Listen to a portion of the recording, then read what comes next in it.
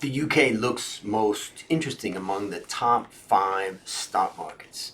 In this presentation, I'm going to introduce you to our FEMR investment framework and apply it to assess the attractiveness of the top 5 developed countries in the world: US, Japan, Germany, UK, and France. So what do you think? Which of the largest countries' stock markets is most attractive? Welcome to the Become a Better Investor community. Let's get started. What is your investment framework? Our investment strategies for ETFs and stocks come from our FEMR framework. We backtest and optimize the strategy for the factors that have worked best in each market.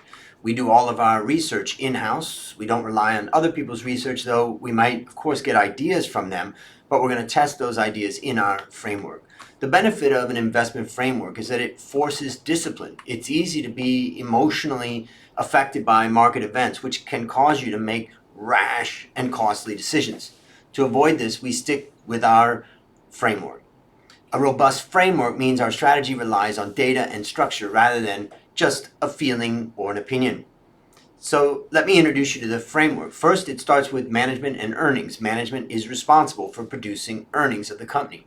And it's also next about investors. Investors set the price that a company trades at. There's 4 elements to our framework, FVMR.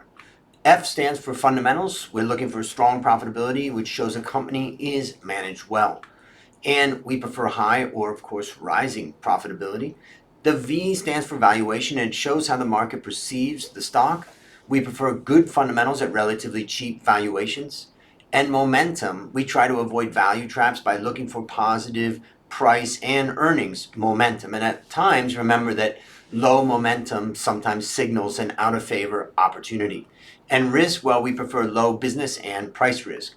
Remember, not every stock is going to fly in your portfolio, so some just provide stable returns and strong dividends. Now, for this study, we looked at the top 5 developed markets, countries ranked by GDP. The US has a GDP of about $23 trillion, Japan about $4.9 trillion. Germany is the third country we're looking at. It has a GDP of about 4.2, UK about 3.2, and France about 2.9. Now, I'm going to show a lot of charts and graphs in here that are going to help you to visualize what I'm saying. You can download this chart deck for free by clicking on the Get the PDF link at myworstinvestmentever.com or by just clicking the description below. So let's start off with fundamentals. Let's start off looking at the EBITDA margin. And the EBITDA margin remains high in the US and the UK at above 20%. That's lowest in Japan at about 13%. Net margin is remarkably high at 12% in the US and UK and double the global long-term average. In fact, even low margin Japan at 7% is double its long-term net margin average of 3%. And Germany at 7% is also nearly double its long-term average of 4%. So profitability is pretty high. US companies have a relatively high 19% return on equity above their 16% long-term average. Now, Japan has a low 9% return on equity, which is partially driven by the zero interest rate environment. And Germany is just slightly above its 11% long-term average. Now, let's look at the dividend payout ratio and understand how these companies in these countries are paying out. European companies have paid out more cash to shareholders. We can see that in Germany it was 41% of profits, in UK it was 43%, in France it was 41%. Japan is lower at 34%, and the US is very low at 31%. But that can be a bit misleading about the US because US companies also return cash to shareholders through buybacks in addition to dividends. And that's the reason why this dividend payout ratio is relatively low. Also, I was just decided I would go look on the internet for some studies about the performance of companies that have high shareholder yield, meaning they're paying out high dividends and also buying back shares. And what I found was that over the past 10 years, the performance of that versus just a typical more randomly selected portfolio were about equal. So there wasn't a major competitive advantage to buying those companies. My estimate is that if we add back this buybacks, we would see that dividend payout ratio would get back up to about 40%. So what's the key points of this section? Well, the U.S. is highly profitable on every measure. Profitability is relatively high in all countries relative to the past. It's a pretty surprising result when you consider how tough of an environment it's been, and how we are potentially going into a recession, or maybe not. Let's look at valuation. So the US remains the most expensive market on a PE ratio at a PE of 19 times. Japan, Germany, and France are trading at 13 times, and the UK is super cheap at 10 times PE. Now, on a price to book basis, the US is very expensive at 3.7. And UK companies are at about 1.6. And I noticed, I went back and looked at my aggregate of all the UK companies, and I found that their UK companies are more asset heavy than other countries. But I also wanted to understand, why is it that US companies are trading at such a high price to book multiple? Is it because they're mainly tech companies? Well, the way that I decided to test that was to look at the net fixed assets of all companies in the US relative to total. And what did I find? It's about the same all around the world. And the result tells me that, well, it's not really tech that's having the impact. What could be having the impact is the revenue for assets per assets. So for every one in assets, US companies generate about 0.7 in revenue. That used to be one that they used to generate, so 1 for 1, but that came down for many years.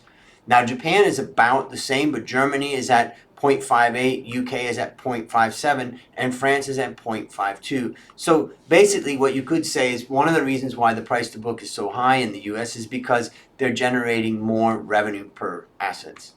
Now, US companies are also most expensive when we look at price to cash flow, which is at about 13 times for the US versus 7 to 8 for the other countries, about 50% higher than the others, which, as say, are hovering around 7 to 8 on price to cash flow. Now, also, if we look at the dividend yield for the US, it's 1.6. Compared that to UK, which is at 4.2.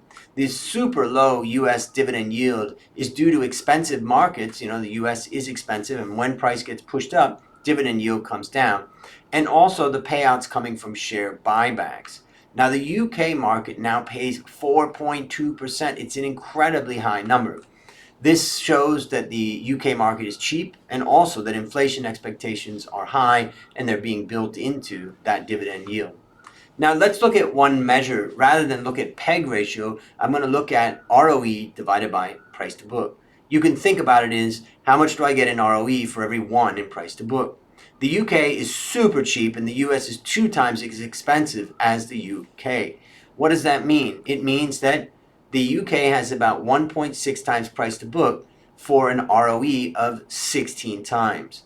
And that means that for every 1 in price to book that we're paying, we get 10 in ROE. So UK looks fantastic. So the key points in this section is the US is most expensive on every measure, and the UK looks to be super cheap. Let's look at momentum for a moment. Earnings expectations collapsed in France, Germany, and the UK after let's say in September 2021, they had come down quite considerably. But we can see that there's been a big snapback, and the EPS has been shooting up for companies. The highest expected EPS recovery is in the UK. So what this shows us is analysts' expectations are definitely rising. Now, 2023 EPS growth is expected to be strongest in Japan and weakest in the UK. In Japan, analysts are expecting 10% growth, in UK -4. US is about flat at roughly 0.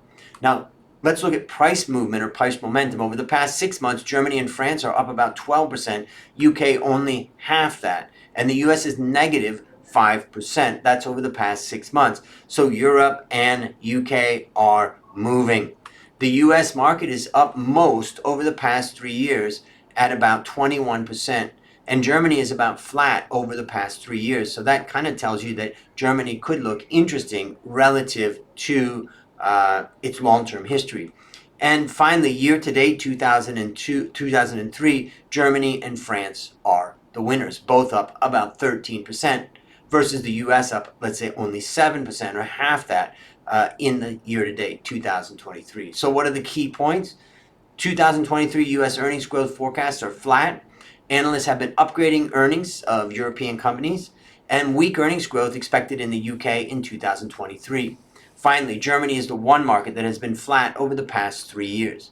Finally, let's look at risks. Some things to consider about Europe before we look at risks. First, there's really a lack of tech companies in Europe compared to the US.